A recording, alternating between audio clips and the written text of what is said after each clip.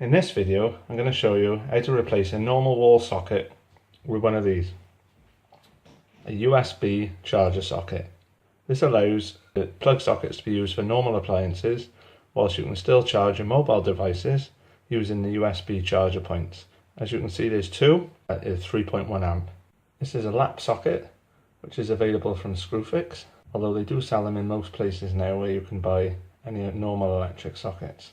First thing to do when working on electrics is to go to the consumer unit and isolate the circuit that you're working on. In this case, we're working on the sockets, so we're going to isolate the socket circuit.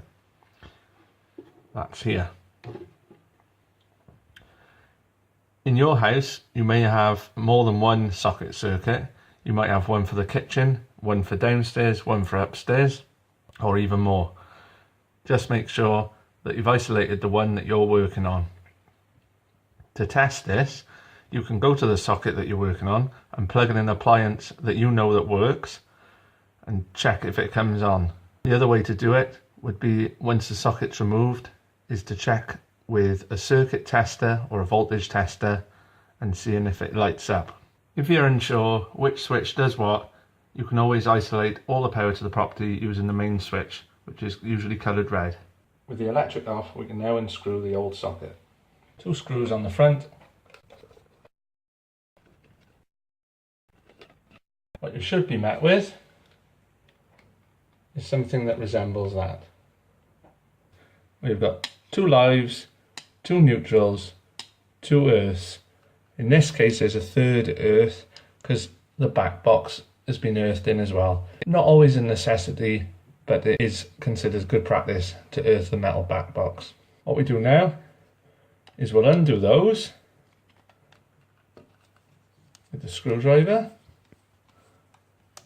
So that's the lives.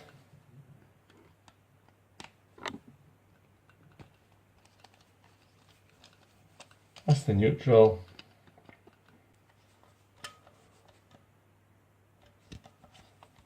And that's the earth. All the wires should pull away, like so. So just to reiterate, you've got your live, your neutral, and your earth. You may not have as many wires because your socket might be a spur from another socket, in which case you'll only have one wire in each.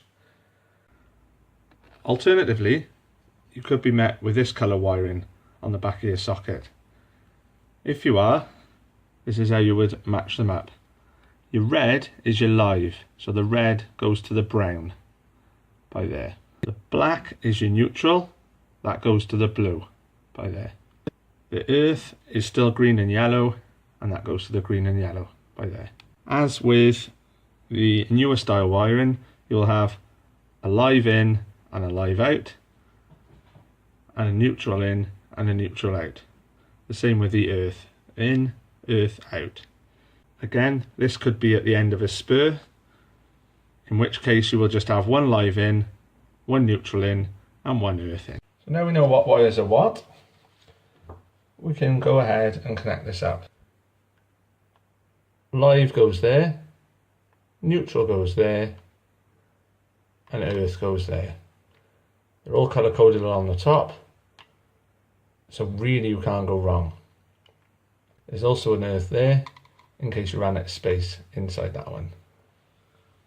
Always ensure that the screws are undone. So now we go about connecting these up. I'll put the two lives in there.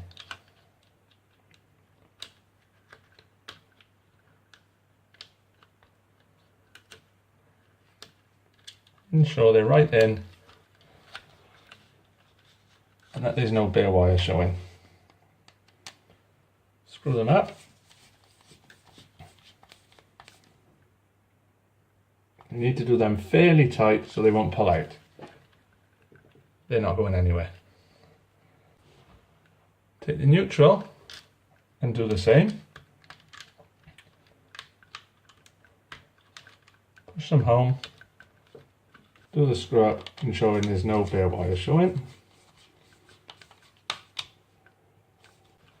Now with the earth, got the two off the wires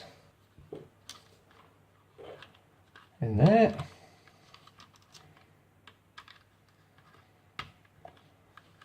Like so. Do the screw up, holding the wires in place. There we are, they've done it nice and tight. And we've got this one final wire, as I showed you. You might not see it from there, but there's another terminal at the bottom. And we can do that up from underneath.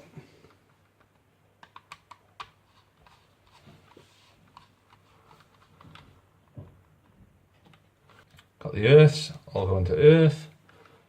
The blue, neutral, go into neutral. Got the brown, live, go into live there.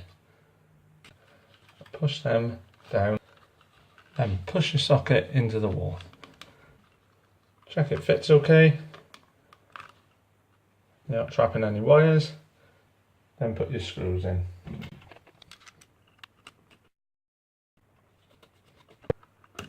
You can just see behind, you should be able to line them up. Tighten them a bit at a time.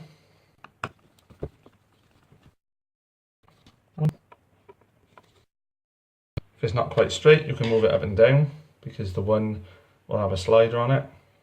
So with the electric back on, we need to test it. A socket tester will tell me whether this is wired correctly.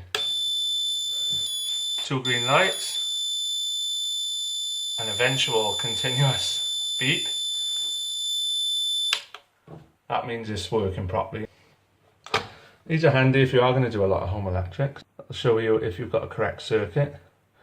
Different lights and the different sounds indicate that there is a problem. Alternatively, if you haven't got a socket tester like that, plug in a device you know that works, in this case a kettle, turn it on, and if it lights up, starts boiling, you know your socket's okay. And now you can test the USB function of the socket. Plug it in.